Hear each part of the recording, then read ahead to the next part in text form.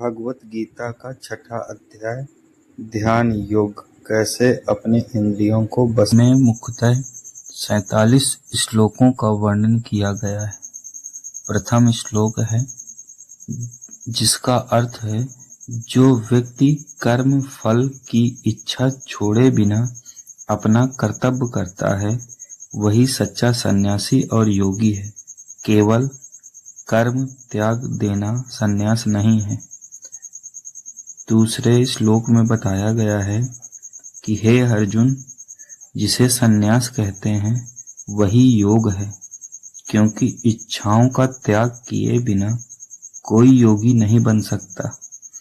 इसी तरह श्लोक तीसरे में बताया गया है, जो योग में आगे बढ़ना चाहता है उसके लिए कर्म आवश्यक है, और जो योग में स्थित हो चुका है उसके लिए मन की शांति आवश्यक है।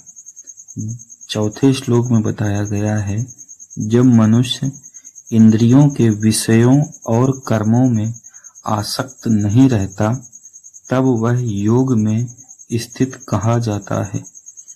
पांचवें श्लोक में बताया गया है कि मनुष्य को स्वयं अपने द्वारा अपना उद्धार करना चाहिए, क्योंकि मनुष्य स्वयं ही अपना मित्र और स्वयं ही अपना शत्रु है।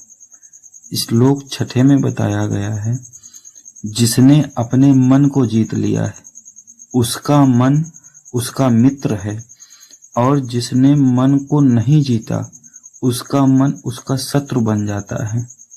श्लोक 7 में बताया गया है, जिसने मन को जीत लिया है वह सर्दी गर्मी सुख दुख और मान अपमान में शांत रहता है।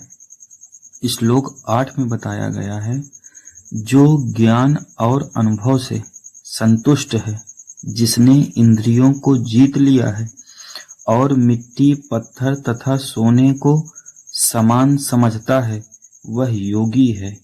श्लोक 9 में बताया गया है, जो व्यक्ति मित्र शत्रु अच्छे और बुरे सभी को समान दृष्टि से देखता है वह श्रेष्ठ योगी है। श्लोक 10 में बताया गया है, योगी को एकांत में रहकर मन को नियंत्रित करते हुए बिना इच्छा और संग्रह के ध्यान करना चाहिए। फिर श्लोक 11 में बताया गया है, योगी को पवित्र स्थान में न बहुत ऊंचा न बहुत नीचा आसन बनाकर बैठना चाहिए, जिसमें कुशा मृगछाला और वस्त्र हों। श्लोक 12 में बताया गया है, उस आसन पर बैठकर मन और इंद्रियों को वश में करके मन को एकाग्र कर आत्म शुद्धि के लिए योग करना चाहिए। श्लोक 13 में बताया गया है, शरीर सिर और गर्दन को सीधा रखकर स्थिर बैठना चाहिए और दृष्टि को नाक के अग्रभाग पर रखना चाहिए।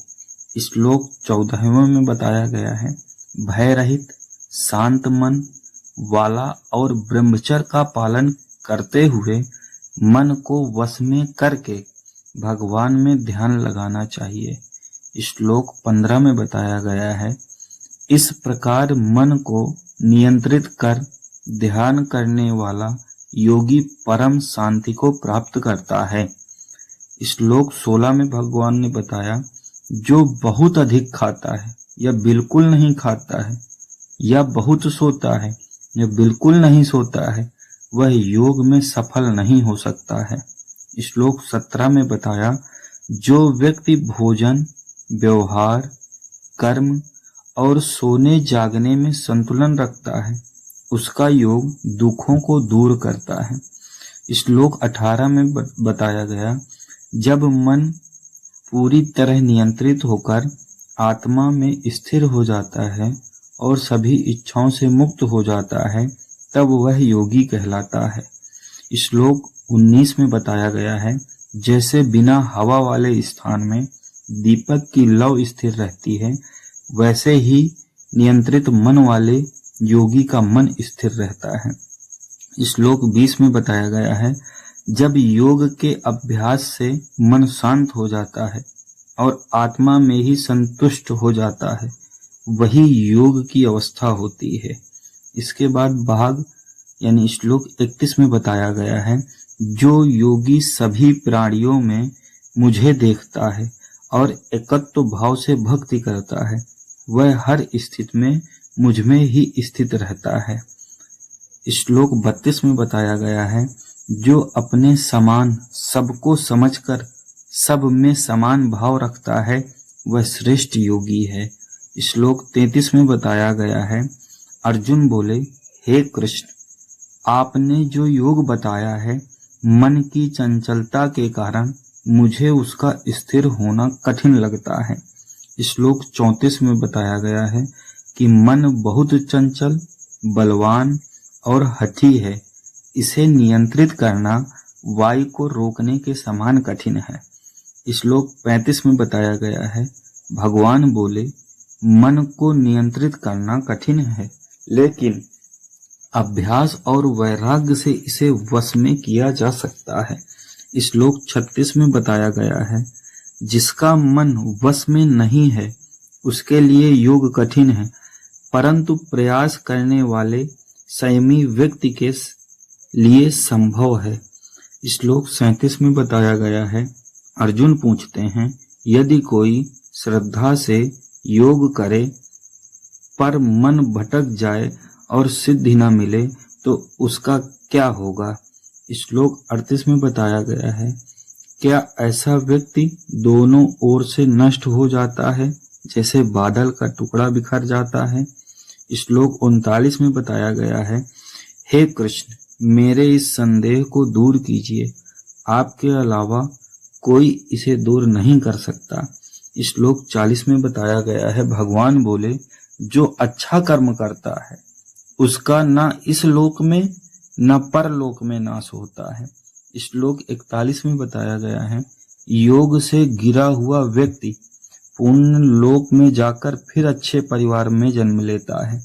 श्लोक 42 में बताया गया है, या वह ज्ञानी योगियों के घर जन्म लेता है जो बहुत दुर्लभ है। श्लोक 43 में बताया गया है, वह अपने पिछले जन्म के स्थान को प्राप्त करके फिर से योग में आगे बढ़ता है। श्लोक 44 में बताया गया है, पिछले जन्म के अभ्यास के कारण वह स्वतः योग की ओर आकर्षित होता है। और श्लोक 45 में बताया है, प्रयत्न करने वाला योगी अनेक जन्मों के बाद पूर्णतः को प्राप्त करता है। श्लोक 46 में बताया गया है, योगी तपस्वियों, ज्ञानियों और कर्मियों से श्रेष्ठ है, इसलिए हे अर्जुन योगी बनो।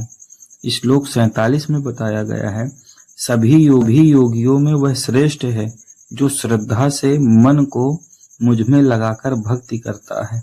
इस प्रकार से भगवद गीता के 6ठे अध्याय के संपूर्ण श्लोकों का वर्णन है।